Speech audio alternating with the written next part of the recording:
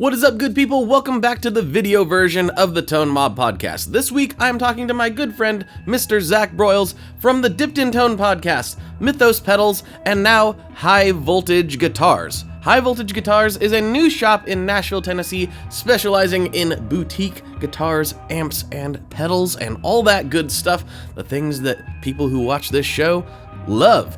Zach is a great guy. He's been around for a long time and he's been on the podcast a couple times. So this one is more of a catch up, an update type of situation versus getting his whole story. If you want that, you can find the audio version wherever you get your audio podcast. Go to Spotify. But if you want the video version, well, you're in the right place. Let's get into this one with Mr. Zach Broyles. Here we go.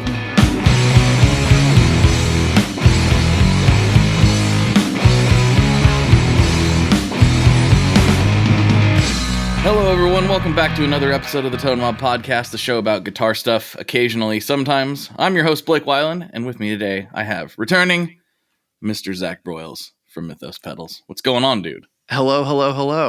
How is it going? And also, Mythos Pedals,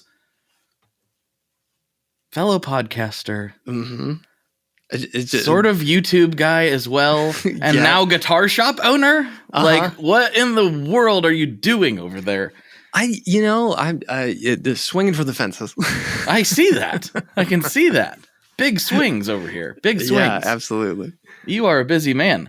You've came on a couple times, in various forms. We did one at Sweetwater. We've done a classic Tone Mob episode. And I was just like, you know what? This man is long overdue for an update, especially considering you decided to, you know what Nashville really needs? Another guitar store. And you went for it. But it looks like it's awesome. We'll get to that. I want to get through the whole story. So what has been going on with you? Man, just like you said, I mean, since the last time that we talked, because Sweetwater, that was 2022. I think. Yeah. Maybe three. I think it was 2022 because, oddly enough, is anybody sponsoring this episode? Always. Okay, Yes. Is it Sweetwater? Always, yes. Okay. Well, I still love you, Sweetwater, and I shop there. But they said Dipped in Tone didn't talk about gear enough, so they said I could come to the last Gear Fest, but I didn't have like a free ticket or anything. Okay, all right. But apart from that, I see. so it's been a few years since I've been since I've seen you, and so yeah, like in that time, Mythos, we moved out of. I was renting from Novo and sharing a spot down near the airport, and we moved into our own facility, and it's closer to my house, which is awesome. But we also have a lot more room, and the pedal world has been a wild ride up and down. I think after these past couple of years, especially the past 2 years, we've kind of started to really normalize and go back to whatever we should be since the boom of being stuck at home. So me, along with everybody else, is trying to figure out like what the average is now, Right. Totally. and in that, the ups and downs, I'm not good with ups and downs, so I thought, you know what, if I could do something every day that would keep me excited, because the downs really get me down when Mythos is not doing what I hope it would do. I said I wanted to have a guitar store, and that's what Matthew and I did, and we did it in like 4 months. So it's pretty insane. But all of a sudden, like, it was, I don't know, I want to say maybe 2 months or so, maybe a month and a half before you officially opened. I saw like this invite from you to, the classic Facebook thing, and I was like, what is this? What is this? And I didn't know if it meant High Voltage Guitars was a guitar brand or what it was. And so, I think I immediately texted you. It was like, right. Or something like a Tim Allen, yeah. I practice that a lot, by the way. Good. Well, as a dad, you're obligated to. That's right. But yeah, I mean, and that's kind of when everyone kind of, at least in the inner circle of Zach, found out when I sent out that Facebook page request. But yeah, we felt like, because you're right, what does Nashville need? Another guitar store. we felt like there was a void in town, because while there are a lot of great shops, and I like I like most of them, um, I did feel like there was a void for high end boutique stuff, Mm-hmm. in new high end boutique. So that was kind of the goal. When we first started the conversation, I was unaware that Eastside was going to carry 2 Rock. I knew they had been talking about it, but there wasn't anything set in stone. And so that was like the first brand I wanted. And I'm friends with Eli, the owner. And so, we wanted to get that and want to get Divided By, I want to get Novo, because Novo is around and you could go there, but we wanted to have a place where you could come and check them out. Mm-hmm. And in all the brands, we just said, let's do it. And it's been, a couple weeks now, and we're off to the races. So it's pretty insane. Yeah. And it's in the same facility or same part of the, like, where's it located? Right. So we are just north of Nashville proper in a business park. So it's real classy up here, but it's the shop. We had this big empty room that was just basically just a closet for a year and a half. And we said, let's turn this into something, because it was going to be like a showroom or a lounge. I was going to put arcade cabinets and stuff. But when the guitar shop idea kind of came into my head, it just made perfect sense. So let's transform the space that is doing nothing. It's not making us any money. We're paying for it anyway, into something that could be something. Yeah. And so everything is up front. And then we have about 1,000 or so, 1,200 square feet in the back. And so that's where all the inventory, and that's where we build all the pedals and whatnot. And it's just a, pretty nondescript, like, building in this business park, industrial park, really. But I think it makes sense because it's really easy to get to. And if you're in East Nashville or even downtown, you can get here in about 15 or 20 minutes, which you've been to Nashville. If you are driving across town in Nashville proper, it can take half an hour. So, easily. Not a big deal, but it made a lot of sense, and it didn't increase our overhead, which, if you want to get into the heady business things, like that was one of the biggest reasons. The only thing we had to, the only money we had to spend was on the stuff and to make it look halfway decent. Sure. And you already have people there, Yes. It's not like you've got, thousands of people coming in and out that you have to try to figure out how to corral or anything like that. So it's like a manageable thing. Once you explain, at first I was like, Zach's a crazy man. Opening a guitar store is so hard. But once you explained to me what was going on, I was like, oh, actually, this makes a lot of sense. I totally understand. I wasn't about to, like, let's roll these dice and rent something, in town, because that would be, it's like $10,000, $20,000 a month or something at minimum. So I didn't even want to like think of that, but we're basically, like, our lease here is up until, or our lease is here until November of next year. So we've got about a year's time to see, is this going to work? Are we going to be able to manage it here? Is it going to grow here?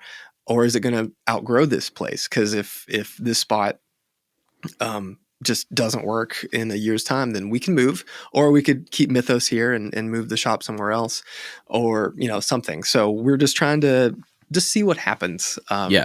Because ultimately it's just a lot of fun at this point. The hardest thing is going to be just trying to figure out how to sell these those inventory, these guitars and amps. So the space considerations, it's been this is kind of not necessarily what people tune in for, but I think it's fun to talk about because there's not very many other people that understand or can relate to trying to figure these type of things out. Like where Stringjoy is right now, it's a pretty good spot, but we're now to the point where we've reconfigured and put things over here and played Tetris with everything so many times that we're now at a point where some of the projects we want to try, we just don't have room for. Right. Like, we could totally make that work, and I think it would do well, and I think people would like it. Where are we going to make it? Like, we literally have nowhere to do it. And and then you try to look at, okay, well, we need a bigger space. That space is fairly large. And so trying to find something bigger, it's like, whoa, 30 grand a month. Really? Right. Like, yeah, like, oh, okay. Like, and that sounds probably crazy to some people, but that's just like the reality of commercial space in Nashville right now. Oh yeah. We looked because, I'm a habitual planner. Yes. And when I knew that, the lease is up and we have plenty of time, if we had to find something, we could. But I look at commercial property all the time, and I found a spot just right, I don't know, like 15 minutes or so from downtown. And it was an old house that had been converted into a business space. And for anyone who's not familiar with the Nashville area, this is just kind of what you're getting yourself into if you look to buy or rent anything. It was like I said, it was a house, and the upstairs was a converted attic that was, like slanted walls and roofs. Couldn't really do much in it. So you basically had the ground floor, and there was an outbuilding, and they were asking $1.6 million for it. And then rent was going to be, whatever that was divided up. And it was, and it was old. And so nothing was like level. We've all been in those houses where you walk in and you're like, hey, wait a minute. Yeah. You feel like the crooked man in a crooked house. That's right. And I said, man, the moment like one of us drops a knob, it'll just disappear. Yeah, go underneath a board in the floor. We'll never find it. So that wasn't going to work. But that's the harsh reality of having it in a semi-large city. And like compared to some places, Nashville is still kind of cheap, which is nutty. It's very similar. It's actually insane because I remember a time when it wasn't the case. The market in Nashville and Portland are almost mirror image for each other. And so there were times where I was like, I should get out to Nashville. It's just so much cheaper. And now over time, I'm like, it's not anymore. But I don't mean to complain because they're both great places. And that's just kind of what happens when word starts getting out about places that are cool. It's what it is. Yep. And then they become uncool. Yeah. We're just waiting for these people to leave so the prices go back down. Yeah, that's right. Go back to wherever. We don't need any more guitar players. Come on. That's funny. That's what Robert Baker, I was there, I don't know, over the summer, and I went over to his place and we had a podcast, and he said, similar to the what I said about high voltage. He's like, you know what Nashville really needs? Another guitar player. I better get over there and plant my flag in the ground or something. I think the beauty of Nashville for creatives, and not necessarily someone who's moving here to try to get the gig necessarily.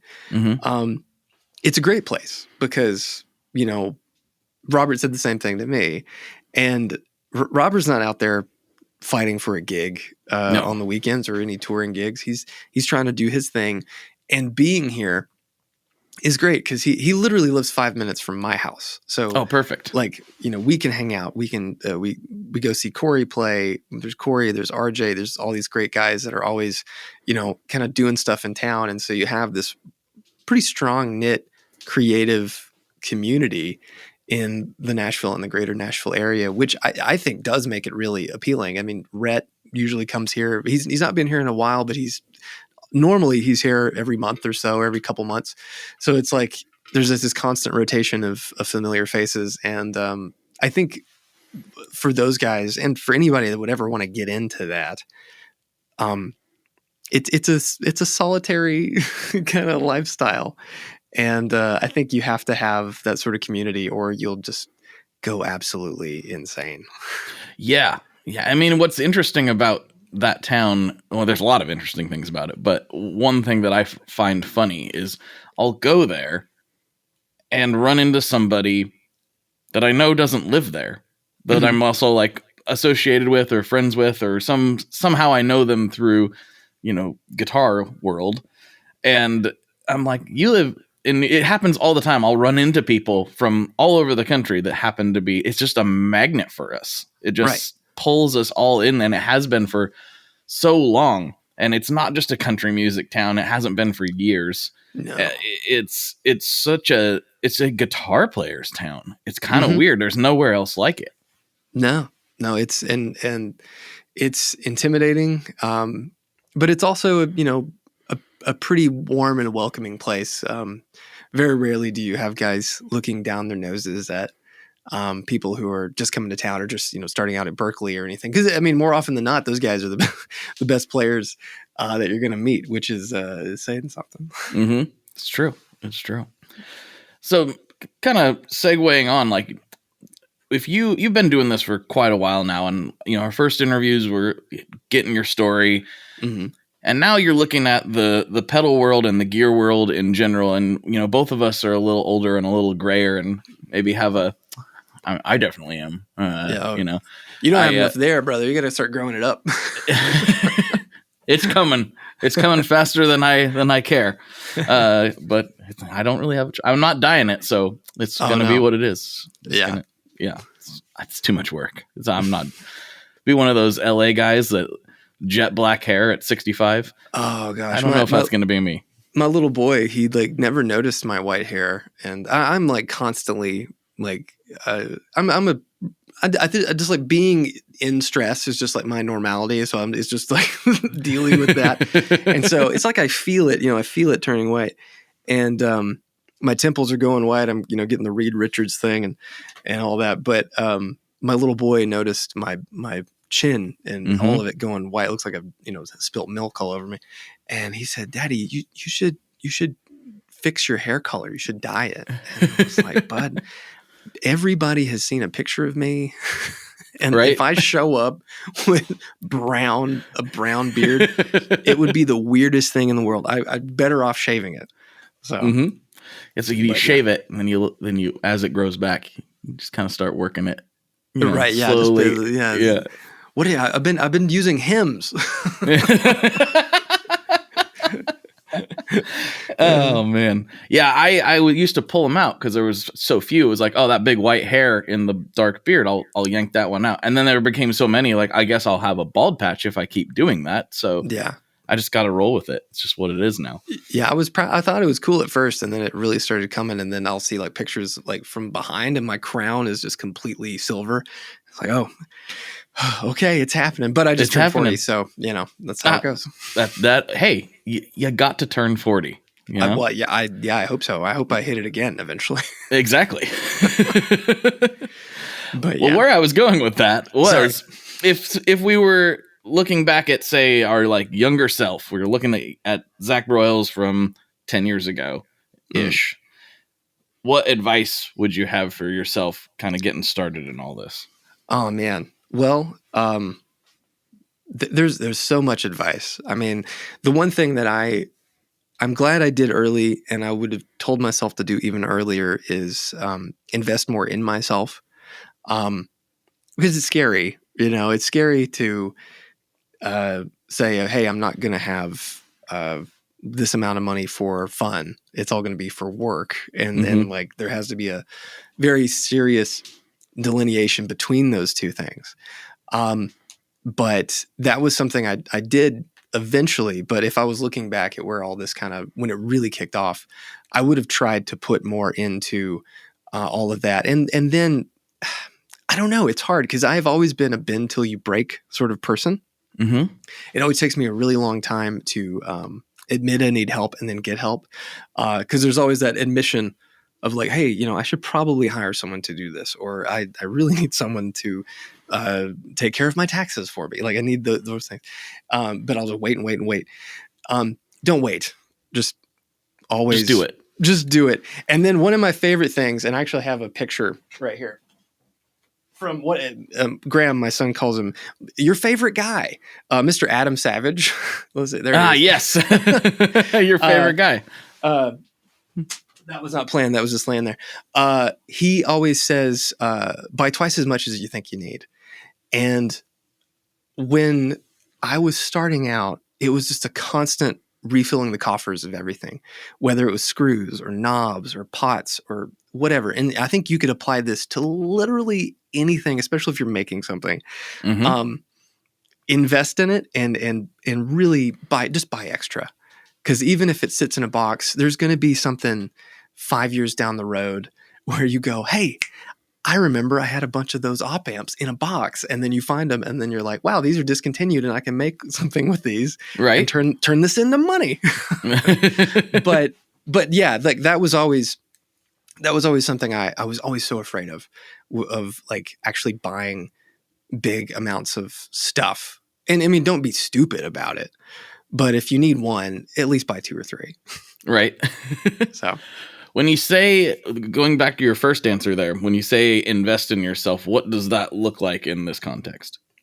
I think, actually putting money into the things that are going to make your life or your career, whatever it is your hobby, whatever it is you're trying to do, easier. So one of the things that I did far too late was buy a wire cutting machine.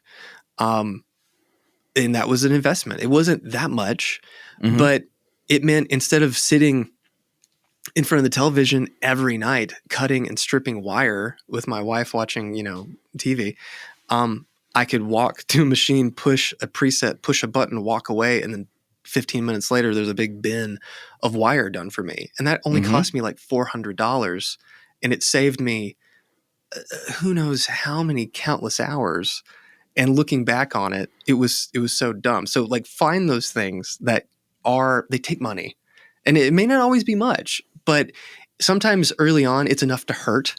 Yes. But sometimes that hurt is going to get you so much further down the road that it's worth it. It's worth buying something that has a learning curve. It's worth buying something that seems kind of like, why on earth would I need that? Another example, I bought a resistor lead former where sometimes resistors come on tape, like there's these 2 little strips of like paper tape, and they're just straight. And there's this machine, and they make them that are automated, but mine just has a crank. You slide it in there, you set how far you want the legs bent, and you just turn a crank, and it bends them and cuts them. So it just spits out the tape in one direction, and then all the resistors fall into a little bin. And so instead of every pedal like having to go bend resistors and put them in the circuit board, I just went crank for like a minute, would do 1,000 resistors, maybe not even a minute, and then just drop them in the boards. And it's like, oh, hey, look, I'm done. Like you can even do it where you don't even have to clip them afterwards. And that thing's like, I don't know, like $90 on Amazon. And I was always like, I don't need it. That's the waste of money.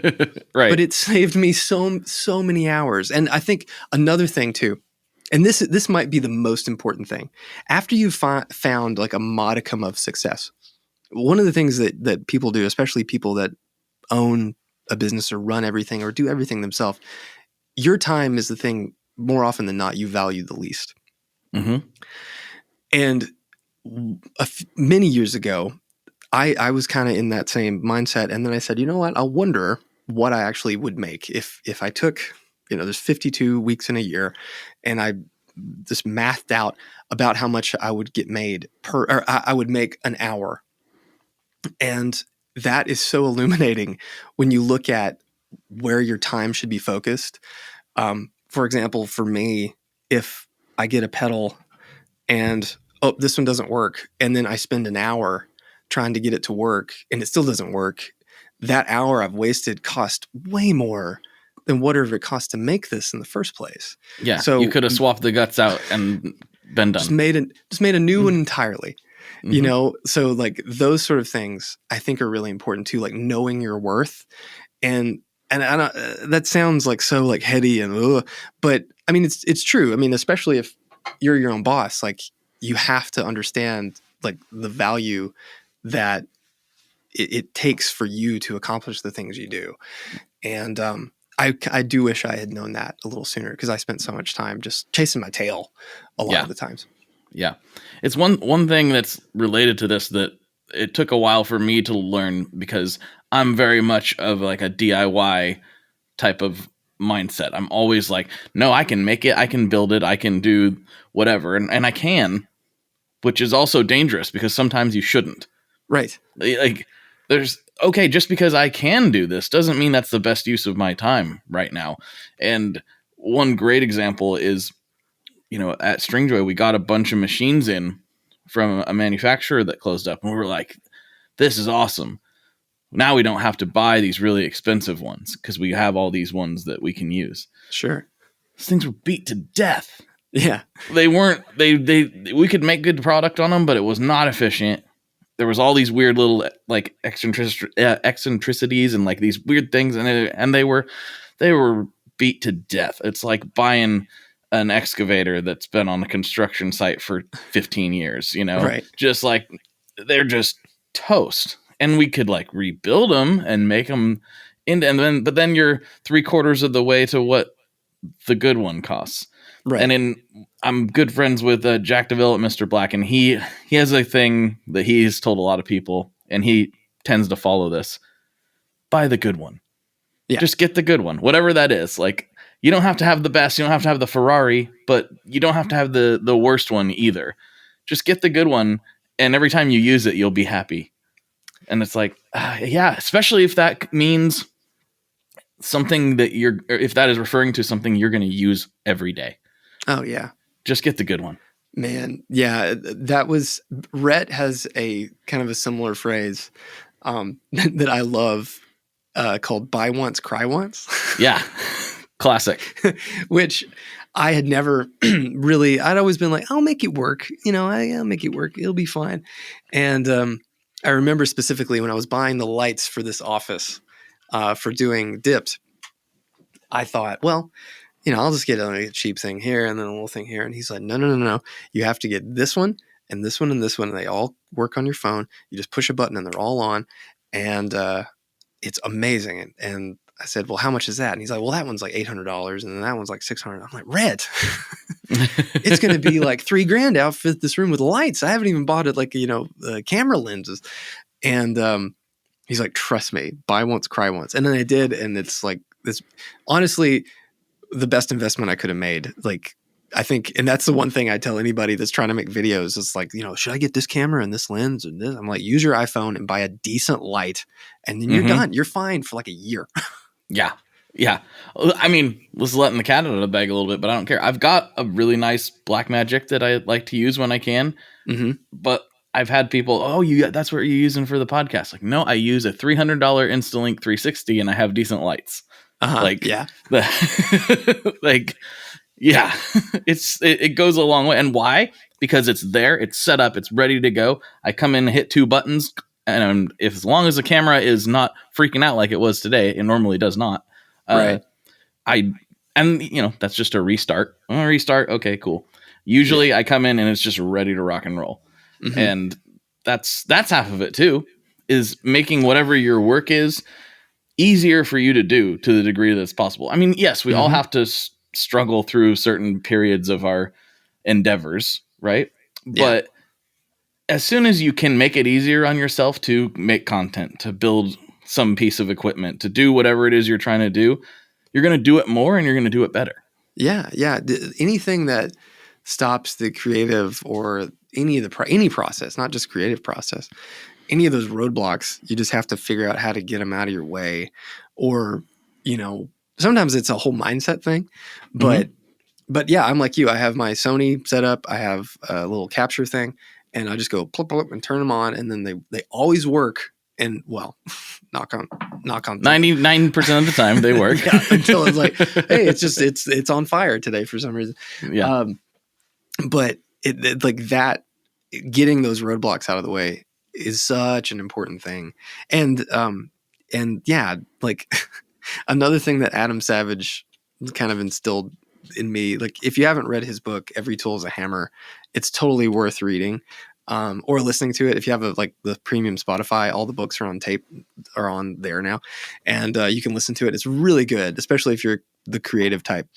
But he talks about first order of retrievability. Oh. And like, you know, always have whatever tool you use at any given moment, often just have one everywhere you work. Like I have screwdrivers everywhere because I'm always needing a Phillips or a flathead screwdriver.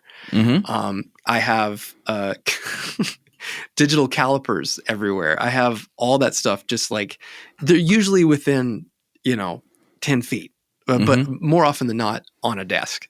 And that's another thing, and again, that's an investment. Like you're buying nice tools and then all of a sudden you got to buy 3. You're like, oh, geez.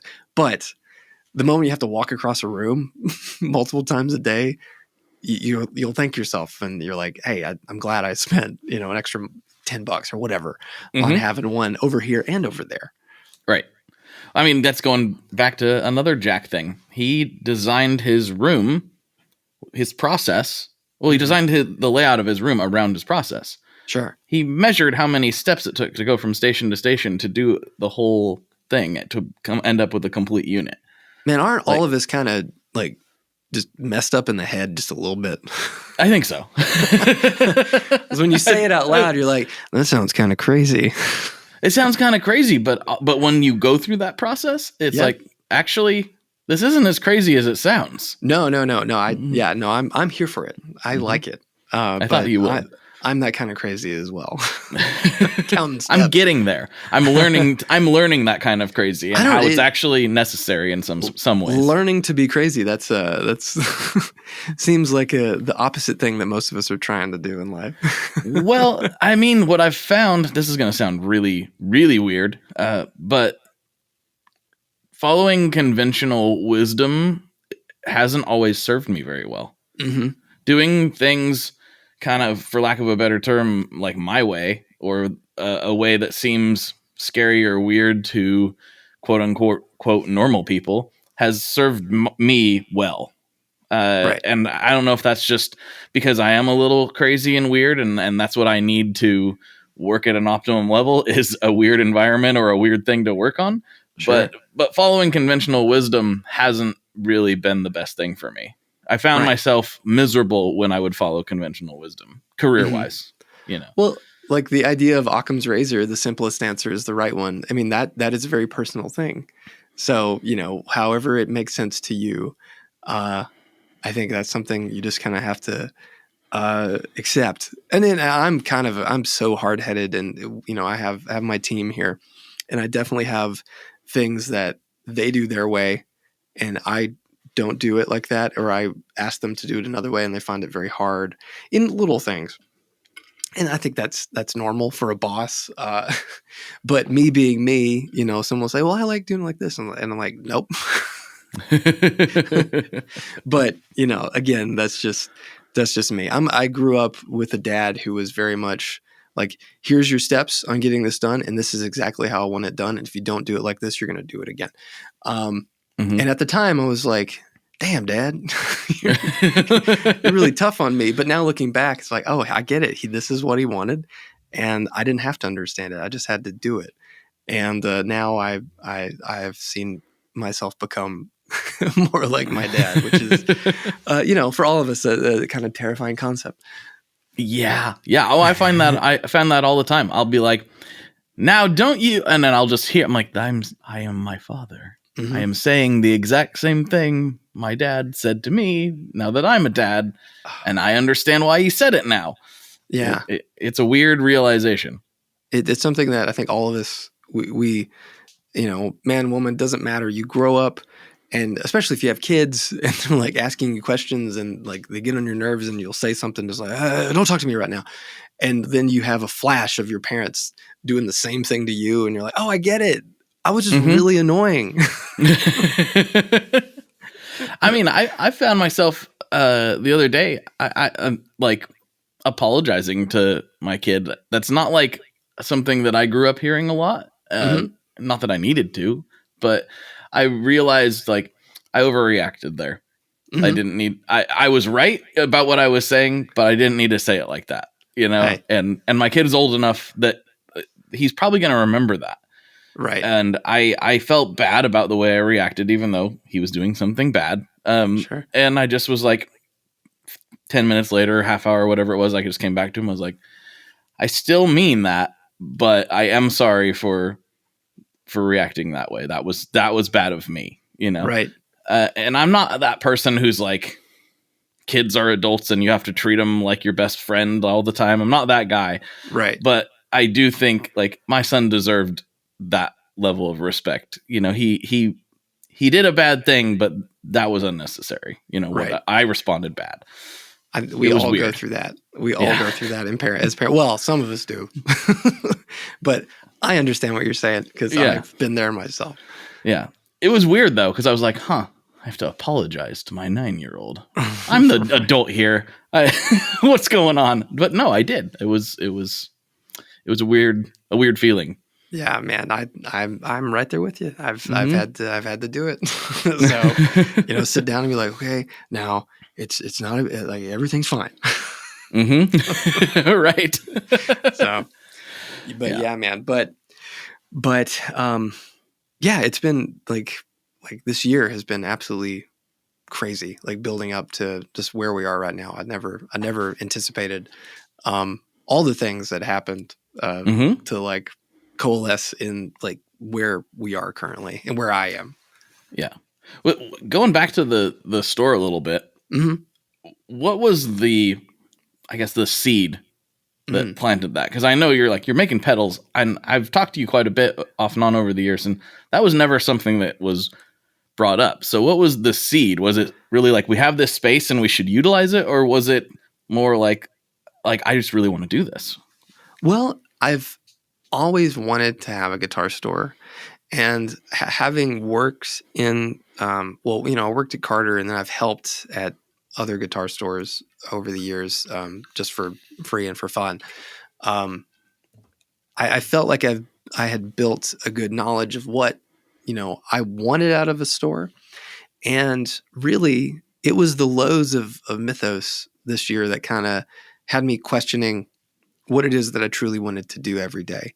And when that question pops up, and that's something that, so many of us talk about with our spouse or with our coworkers or whatever, that was always something that was in the back of my mind. And that was something that I'd always kind of thought about. If Morgan would say to me, like, what would you do if you weren't doing Mythos? Like, well, I'd kind of like to have a guitar store. And then that's really what happened this year. And everything just kind of fell into place, and it felt right. And I'm the kind of person that anytime I think of something, or if there's an idea and I start chasing it, when I start pulling that thread, if it never feels like this is a bad idea, then I just keep pulling. There are definitely things in life that I've done where I've said, I'm going to stop. this is not going to end well. But, we had the idea. I called the bank just to see like how hard is it to get a loan to buy all this inventory, because like I could do it and then Mythos would be broke, and that's a bad idea. Right. So we got that ball rolling really quick, and then like the name High Voltage Guitars just kind of came to us, and then we got the URL from it was like just parked, someone had it, and then we bought it for a fair price. And then that person emailed us and was like, hey, I love the podcast. I know the pedals. I love that you're the person getting this. It was like all these things kind of like happened where it's like, this is the right decision. And so the wheels just kept turning. But truly, it was something I'd always wanted, because as much as I love pedals, and I do love pedals, but in the grand scheme of music that I want to make, pedals are the least important part. And I am brave enough to say that as someone who owns a pedal company. They are there to accent what I want to do and never get in the way of creative process. But if your guitar stinks or your amp stinks, to me, no manner of pedal can save it. And I've always kind of felt like that. And over the past couple of years, as I've worked really hard and I've saved and I've spent money on the gear that I pretty much always wanted. Now I feel like I'm at a place where like my ears are so tuned to what good gear truly is that I want more people to like experience that. And that's kind of something I try to do on like my AMAs and stuff on Instagram and on my YouTube channel and on Dipped. It's like, like a lot of people see this stuff as total aspirational or just complete dreams.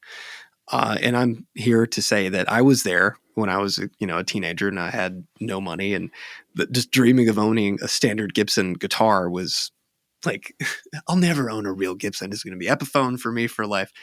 And then slowly but surely you're able to come into that point in your life where you can afford those things. And that I just want people to kind of change their mindsets and be able to, enjoy all that stuff. Sorry, I kind of got out of left. No, it was a good segue. You answered the question and took it to a nice place.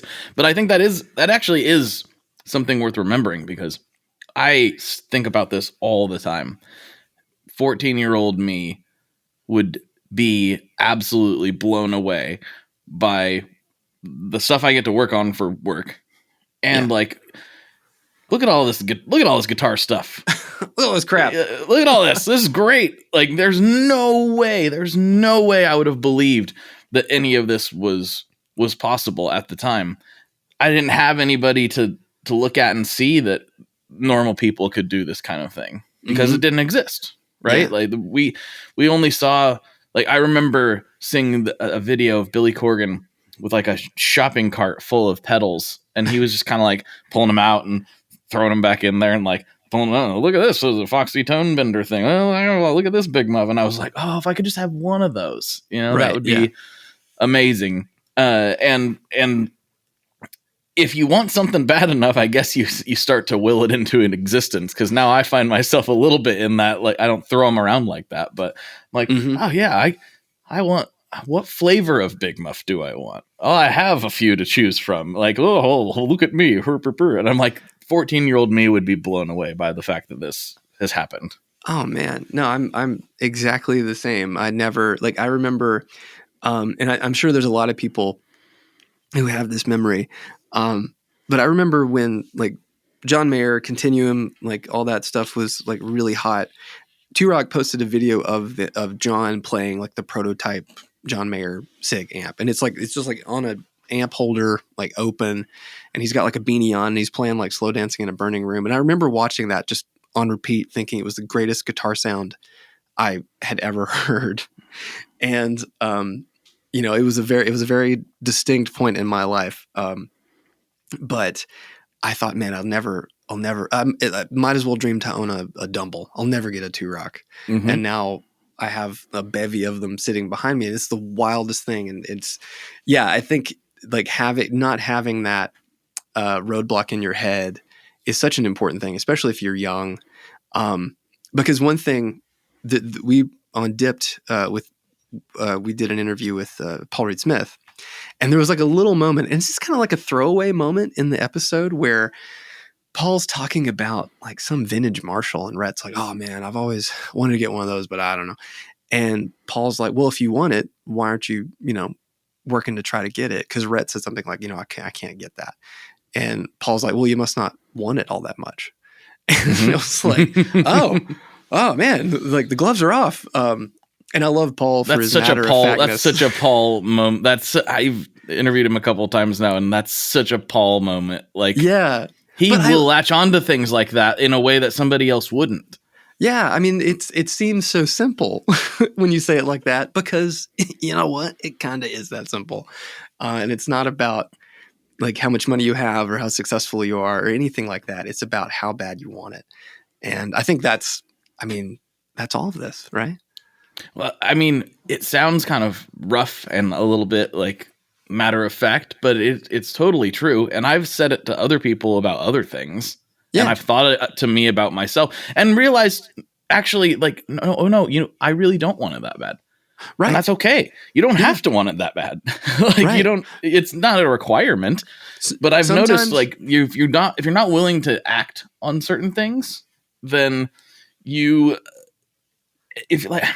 what's a better way to put this? Like, if you don't want it bad enough that you're going to actually chase it down, whatever it is, it's like, oh, I want to achieve this, or I want to get a Marshall, or I want to, run a marathon or whatever. If you don't want to take those first steps, if you just kind of think it would be cool, but you don't actually do anything about it, then you don't want it that bad. Right. Mm-hmm. I think I had 5 majors in college. So, I thought I wanted a lot of things. And then turns out I just wanted to do this, but I did finish. But yeah, I think thinking in that mindset, because it seems so just like cut and dry and like life is more than black and white like that. And it is. But you're right. Like knowing, okay, I want to get this, or I want to do this or that. And then you start planning out the ways to get there. And then you go, I don't think I do want to do this. Like, that's good, because then it helps narrow your vision into the things that truly do matter to you. And like so often, I think anybody, it doesn't matter how young or old you are, from what walk of life, sometimes without having those goals, you're just kind of listless. and you're just kind of trying to figure it out, and that's okay. But I think, taking the time to reflect and focus is so important for you as a person, not just professionally, but even just for your hobbies. I think it's a good thing. I think having hobbies is like the literal best thing that you can do for your person. Yeah. Oh yeah. Because I know too many people that don't. Right. And I'm not trying to like poo-poo them or say they're bad people or anything, but I can tell they're kind of miserable. Sure. Yeah. And it doesn't mean you have to get into some big, expensive, weird obsession like we have. It doesn't mean any of that stuff. But like you make a proton pack props and stuff from Ghostbusters. Boink. I love that so much. It's one of my favorite things. But having something that fires you up is, that's what it is to be alive in some ways. Right? I hope so. I would think so. Yeah. And it can be whatever you want. It can be, I really like mowing my lawn. It could be whatever. Man. It doesn't matter. Like whatever can we you talk like. about mowing yards? I don't really like mowing my yard. So, okay. No, that's okay. People have seen my yard. I lay guitars out in it and people comment on my brown grass. Hey, well, that's okay. Yeah. That's okay. We'll get you on a system. Maybe. It's about knowing yourself, okay? I don't care about my yard. No, I know. I try to make a nice yard in our neighborhood, and it's just like if you're in a neighborhood where no one else does, then it's like no manner of work is going to keep dandelions out. It's like it's a fool's errand. But no, it's funny because I called a friend of mine, Jacob, the visual guy. He's a YouTuber. He does a lot of pickup demos. Great guitar player. And I heard like a lawnmower being turned off, because usually we just talk about guitar stuff. We're talking about pickup covers or magnets or just nonsense. And I heard his lawnmower turn off, and he was like, I just got this new electric mower. And we like talked for the rest of the time about how well it cut the grass. It's like, this is just a dad thing. It's so stupid. Hold on. Let me lace up my Air Monarchs real quick. I got grass cutting talk to have. Yeah.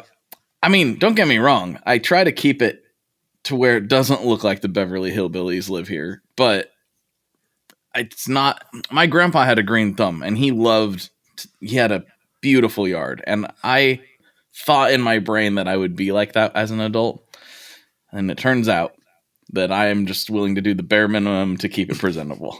That's okay.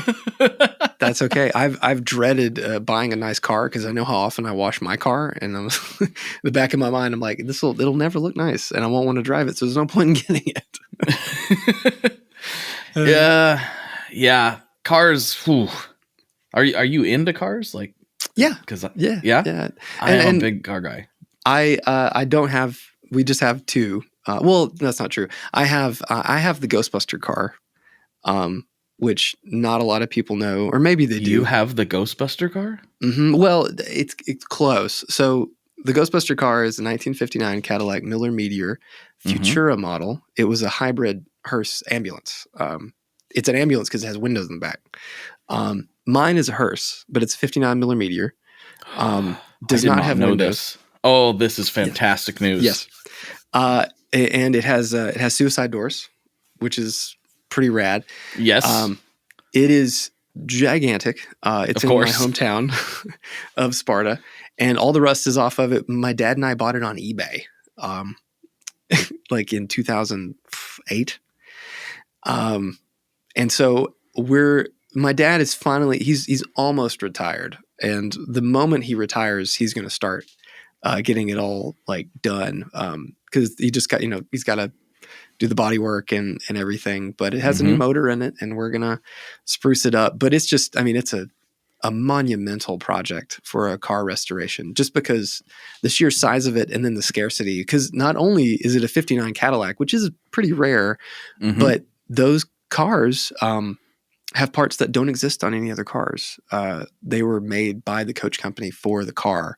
And if you don't have it, it does not exist. You pretty much have to get it custom made, right? By somebody. So, And I'm not going to do all the lights and stuff because talk about something that the people that have them will not sell them because the only people that have them are the people that are making Ecto ones. Of course. But yeah, I have the Ghostbuster car. And then my first car was a 69 Impala. And I think my dad might still have that parked somewhere. But no, my dad is a supercar guy. Mostly Chevrolet, tons of them and all sorts of stuff. And I grew up around it, like, scraping firewalls and the sand and Bondo, all that stuff like that.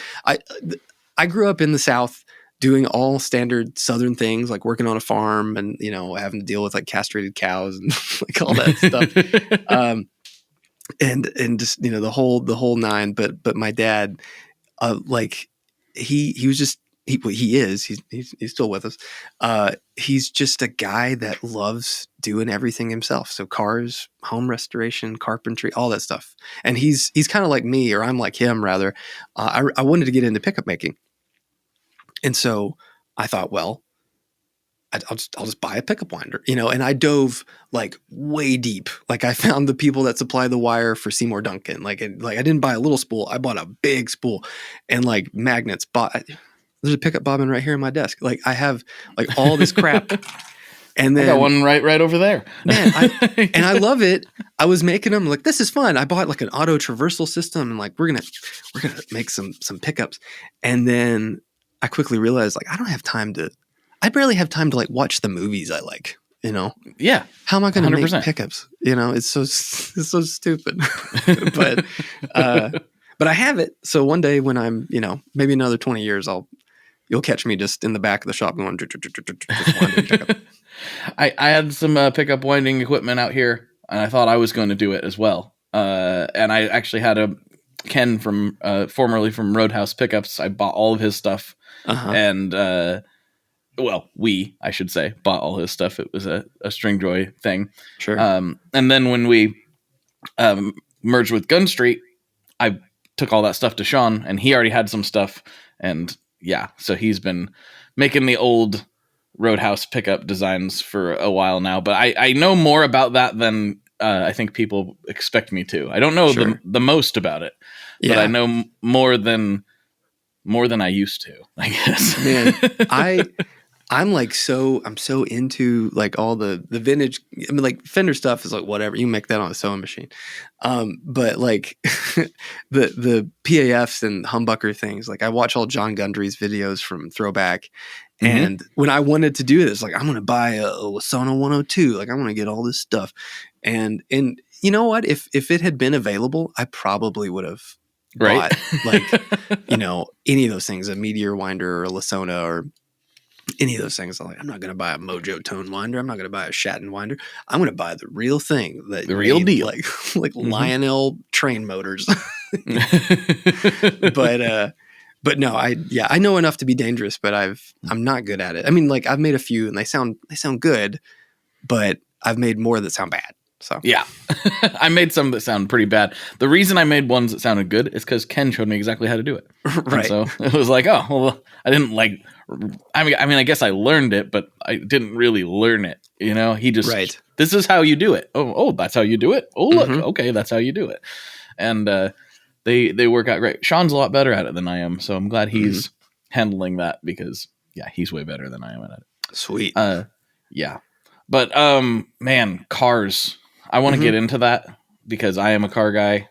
I my first car was a 69 Camaro. I still have it. I posted in my stories once in a while. I was just driving it the other night, and it's my baby. I got it in like 2000, probably would have been 3, I'm guessing. Right before first gen Camaros are basically become unaffordable. It was like literally like a year before Fast and the Furious came out, and then a bunch of those muscle cars just exploded, where you can barely get like a clapped out VIN number and some rust for like 10 grand now. It's ridiculous. Fortunately, we were able to get that one pretty cheap, and it was a mess. So, but that's my baby. I still have it, and Yeah, I'm kind of obsessed with it. It's weird. I've I become that guy. I would love to do it. Like I know I have the mind for it. My dad's got a '69 Super Sport Camaro convertible. He's got a '64 Impala, or no, '66 rather, '66 Impala. He's got my dad. He probably has like 40 cars. It's Wow. ridiculous. Oh yeah, and not all good ones. You know, I think this actually may have come up in we either recorded it or we just talked about it at some point. Because this is ringing a bell now. Yeah, and I like old cars, but I mean, apart from the Ghostbuster car and a DeLorean, which I would love to have too. Of course. Yeah, who wouldn't, right? I mostly want newer cars. Like I peruse Facebook all the time because in Nashville there's a lot of nice cars around, and so I'll be looking at Aston Martins and stuff, and I'm just dreaming. Like it's all this stupid stuff. It's like I could buy a Burst, or I could buy a DB something or other from the past couple years. Oh, we have a guest at the shop. I hear them playing guitar. So. Oh, very nice. I can't hear him. That's okay. Good. Well, before we slide over to Patreon, I can't remember if when you came on, it was long enough ago. I can't remember if I was asking all of the classic questions at the time. We got in an argument about burger toppings. Maybe we did. Pizza toppings. We talked about pizza. We talked about burgers. But did I ask you what your favorite Boss pedal was? No. Okay, I didn't think so. So that's one of the new classic. It's not new now, but it's been so long. That is one of the classic questions before the pizza question. I ask, what is your favorite Boss pedal?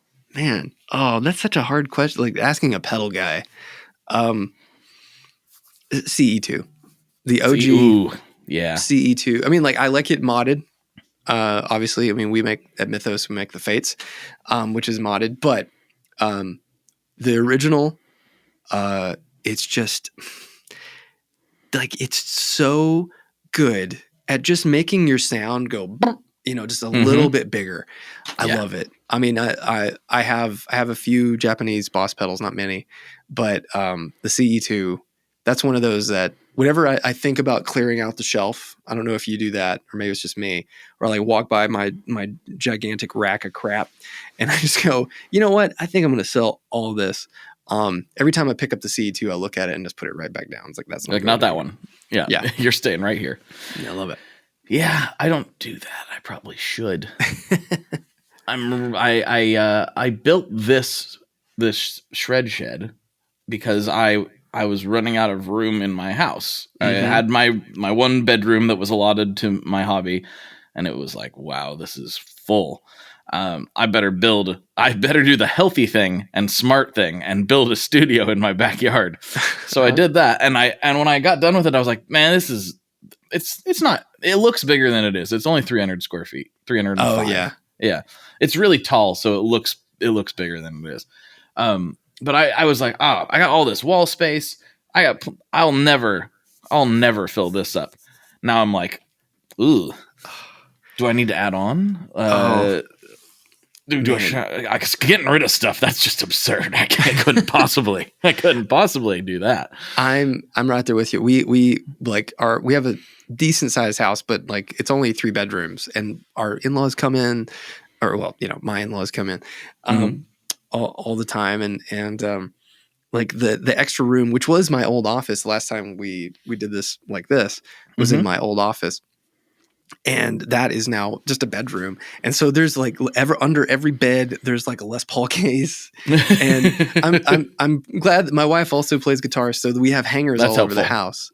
Yeah. So like I got an Esquire, a custom shop Esquire like a year or so ago. And she was like, that is the coolest looking guitar you've got. Hang it up in the den. I was like, yeah. Yes. But still, like, where am I going to put all these cases? I built a loft for them. That's literally why I have a loft in here.